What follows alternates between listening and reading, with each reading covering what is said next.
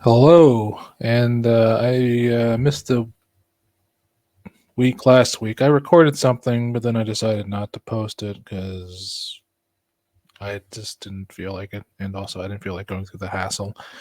Um, I have not been doing well lately, but I seem to be better at night. That's why I record at night because I have a little bit more energy. Um, I'm rocking my University of Edinburgh hoodie today. Uh, it's a little chilly today, so that's why I wore a hoodie. Um, but I don't suspect it will be hoodie weather for too much longer. Um, this is where I went to university, so it's um, I don't know. Just thought I'd wear it. It's also very comfortable. Um, I missed my group therapy today for people with ME and other kinds of illnesses, chronic illnesses, because I was just so tired. I didn't get up till like 10 o'clock at night tonight. I was so tired. I went to bed at like 11 or something in the morning because my sleep schedule was just fucked up. And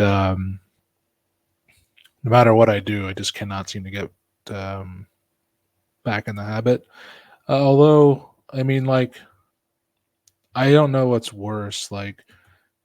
Uh, Like before, I used to have like really bad insomnia and could never sleep, and now it's like I'm sleeping all the time.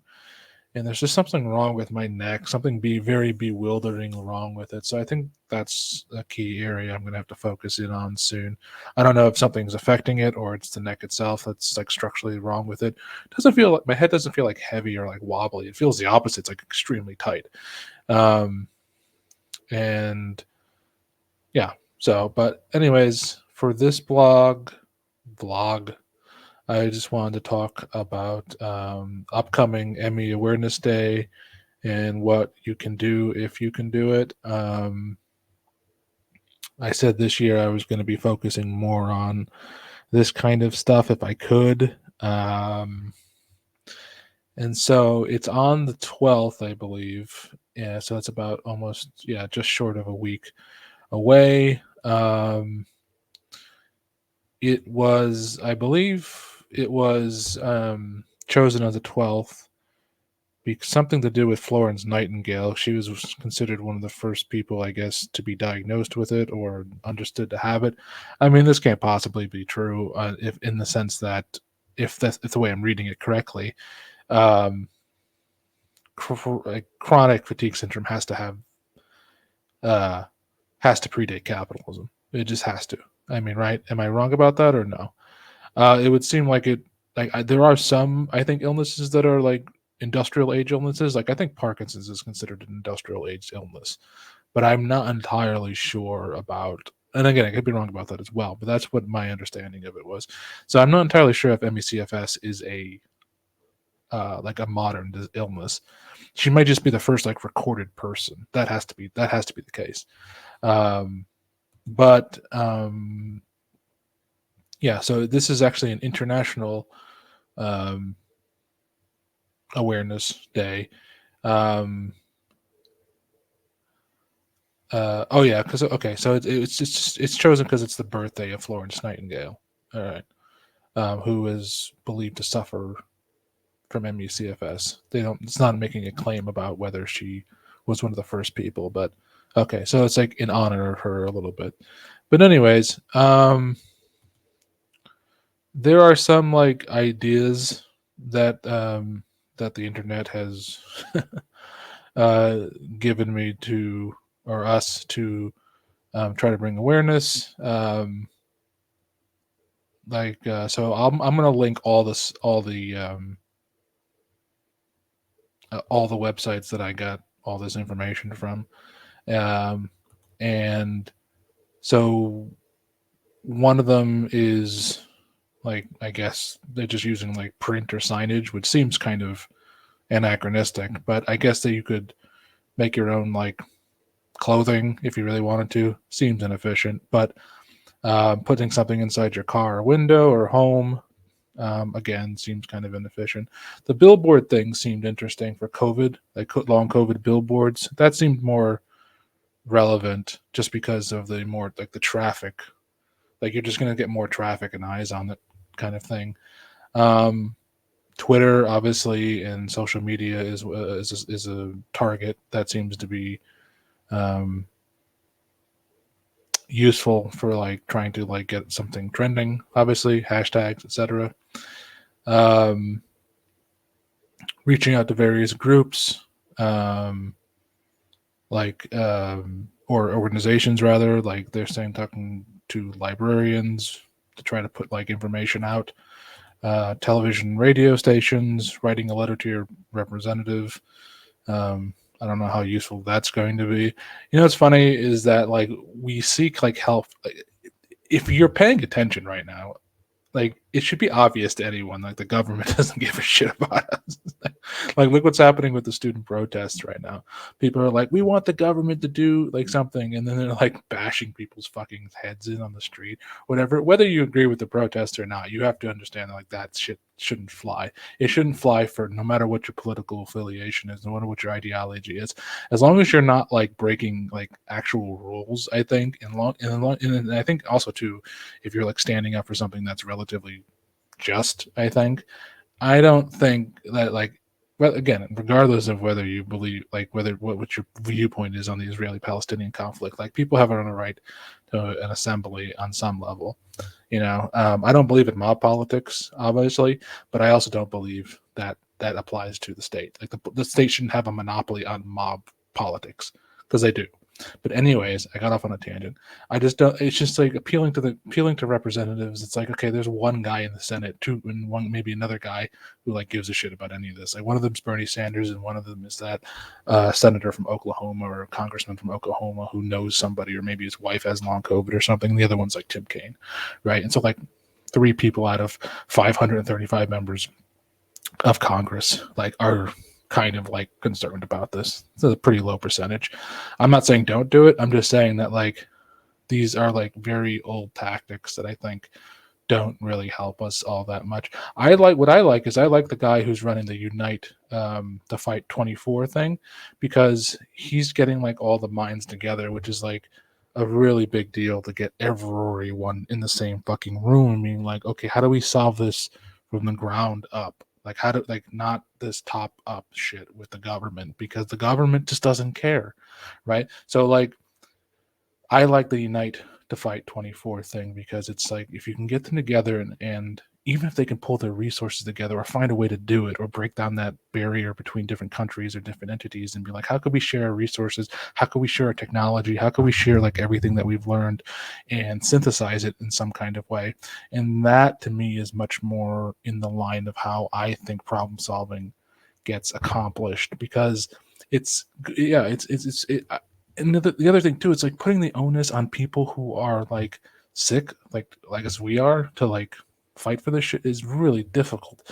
Like I've only been sick for a couple of years, and it's been draining on me just to do day to day stuff. Never mind, like you know, do advocacy stuff. That's a tall task. Like, and I applaud anyone actually who does do it because you're using up valuable energy that you could just be using to rest or anything like that. And so like it's a shame we don't have some sort of proxy organization. Like we have all these organizations like the MEC Association. I'm part of the Massachusetts MECFS and fibromyalgia and other like chronic illness association. But like they serve as like a kind of a proxy for us to like advocate on our behalf. But we don't have like we don't have like a one-to-one proxy. You know what I'm saying? It's not like so it's like we don't have like one-to-one advocacy. So if like there's 1.5 million people, we don't have 1.5 million people advocating on our behalf.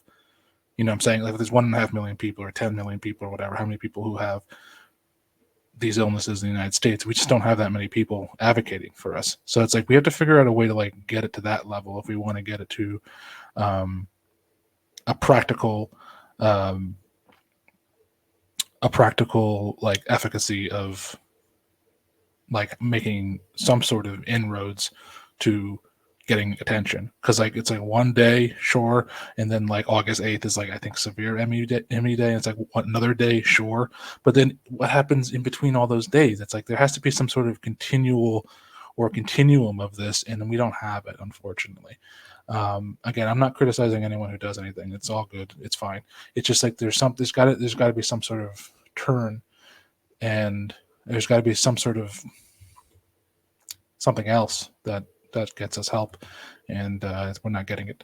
So the other one is fundraising. That was the last one. Well, not the last one, but so trying to like do what they do in the UK, like a whip round kind of thing. You know, everyone puts a tenner or a fiver in a hat and or something like that. And I guess I don't know how. I've never done it. I've never because I've so they're saying to try to make May 12th an incentive to make a donation of $12 to an ME, MF, FM, MCS, whatever GWS charity.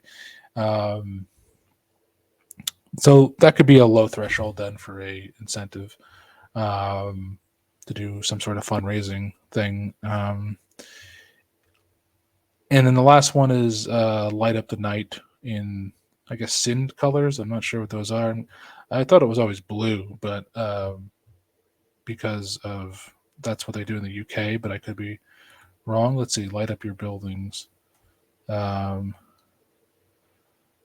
post the video for whatever that is. It's okay. It's blue, purple, and green. Blue is for myalgic encephalomyelitis. Yeah, that's what I thought. Purple is for fibromyalgia, and green is for multiple chemical sensitivity or Lyme. Again, also makes sense. But going back to fundraising,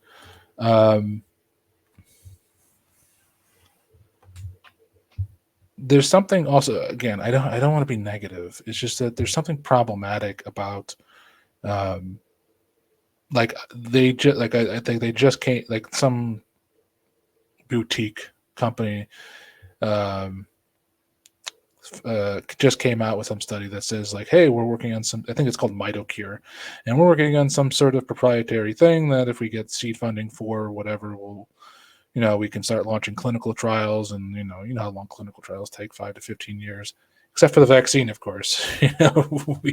We can accelerate that in fucking 12 months. I know that's built off 30 years of technology already, but at the same time, it was like I feel like we have enough information on some level to boost up, and we have enough computational power to speed run through some of these clinical trials if we wanted to. Maybe not. I could be wrong. Maybe it's just a different set of conditions and parameters that I'm not factoring in that make the vaccine trials and trials for something like MECFS different. But someone said, whenever these come about, like you see like these things like BC007, or you see this new thing with MitoCure, everyone's like, we should immediately crowdfund, for this one thing. And I think there's some truth behind that. I feel I'm not against it, because I think more problematically is the fact that we have to do it at all, right? It's not the fact that like could you get everyone who is sick to donate $5? If you got everyone that's sick who has MECFS to donate $5 into one common fund for one. I mean, you could probably do multiple ones at that point. I mean, if you just got everyone to download, I think there's something like, I don't know, 20 million people who have MECFS throughout the world, right? Something like that. There's got to be more, but that's a nice round number, if that's the case.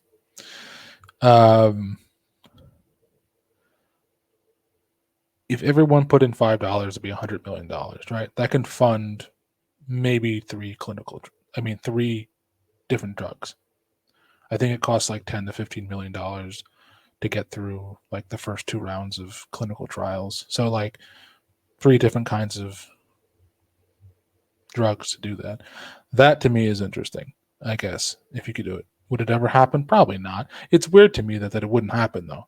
I mean, you would think people like who are so desperate to get well would just be like, yeah, let's go all in on these three things. And who cares, right? Whether it's Ron Davis in fucking California, or whether it's the BC's 007 people in Germany, or in Berlin rather, or whatever, whomever it is, I don't know, but or it's these new mitocure people or something like that.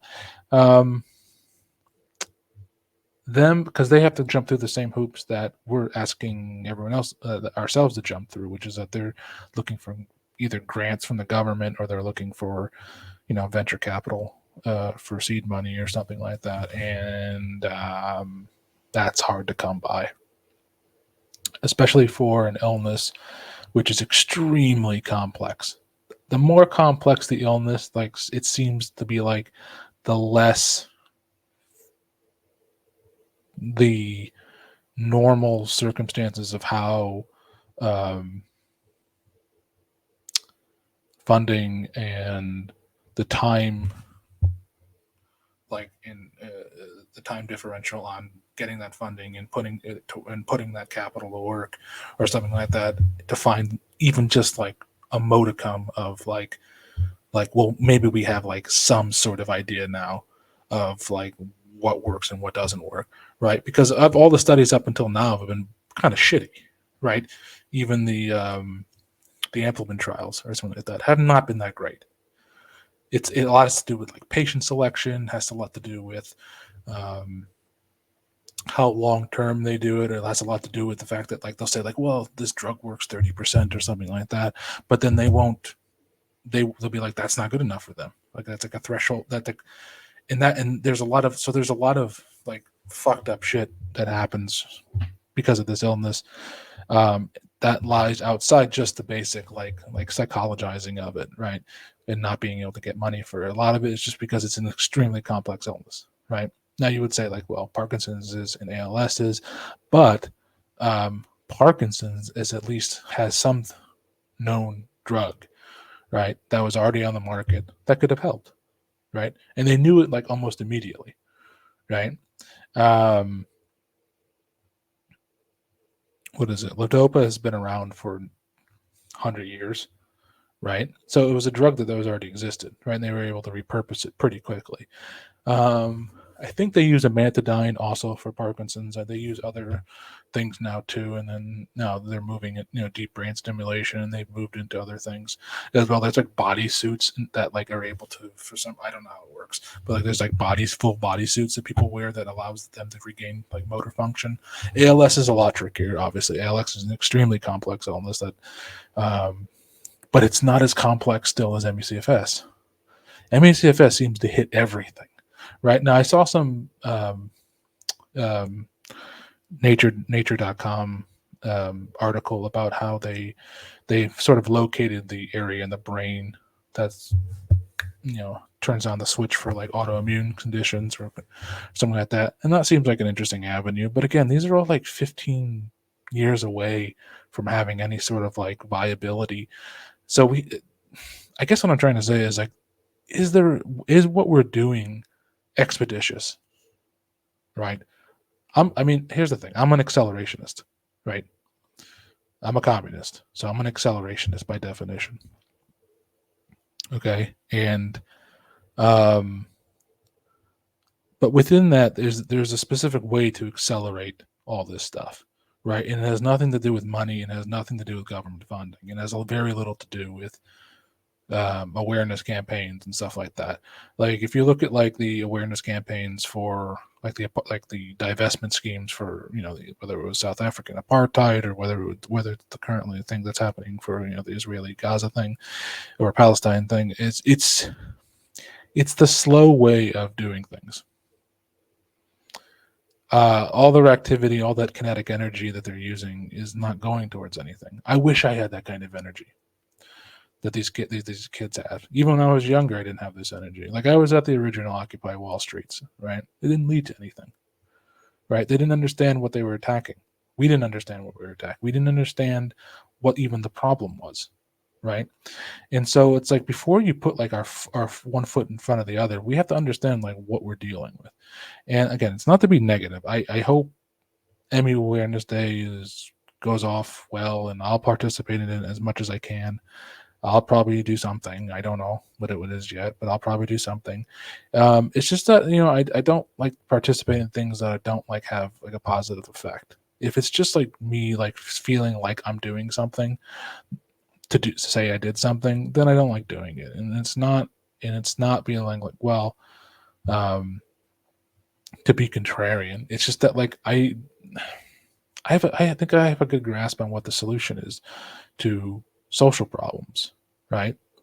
And I just have a better historical understanding of why certain things fail and why they don't. Like the reason, like for example, the reason why the AIDS thing was successful wasn't necessarily because like they got funding. I mean, but that was a part of it, right? It wasn't even necessarily because they had all these like rock concerts and all these other things, awareness campaigns and stuff like that, and it like the appearance that the government gave a shit, because it posed an actual health like a health like an actual health issue for like if they didn't get that under control, right?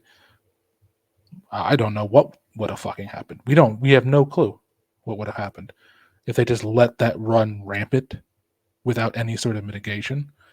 It would have been disaster, right? That was their main concern about that, is that they knew that if this was starting to affect everyone, it wasn't just a gay disease, right?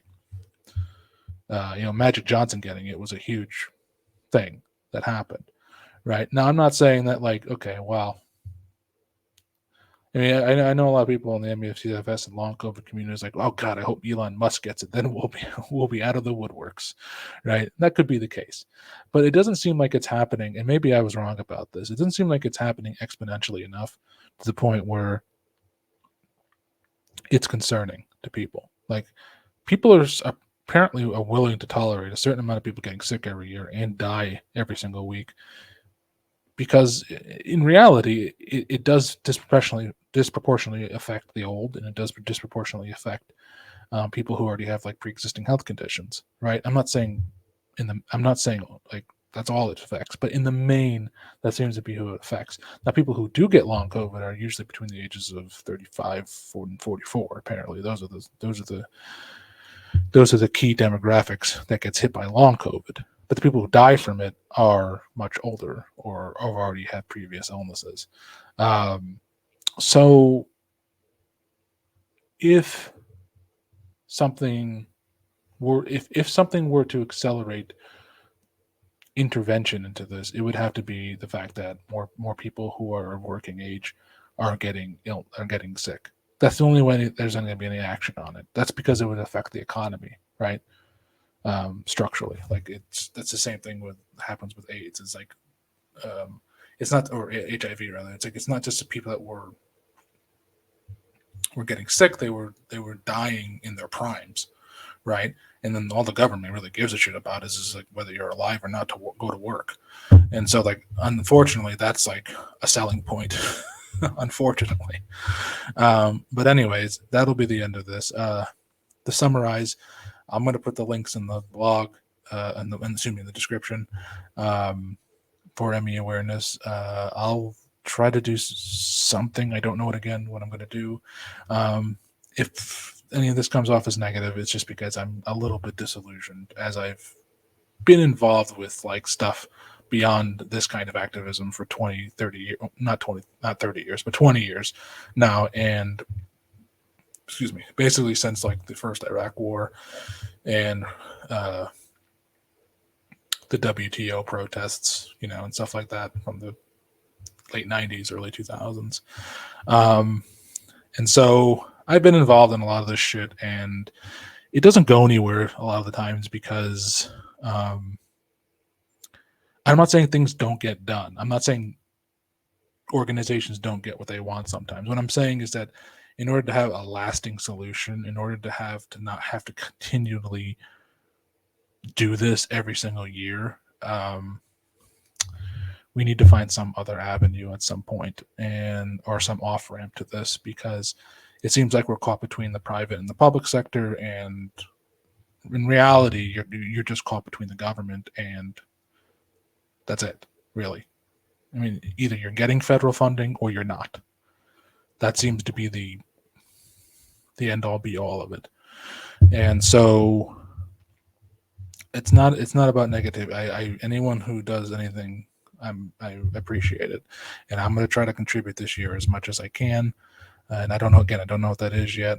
Um, I thought about making like a small documentary, but it was too late now because I forgot I was going to do one at the beginning of the year, but like I forgot when the awareness thing was, and it just caught up with me. So maybe I'll save that for Severe Awareness Day, even though I'm not severe. But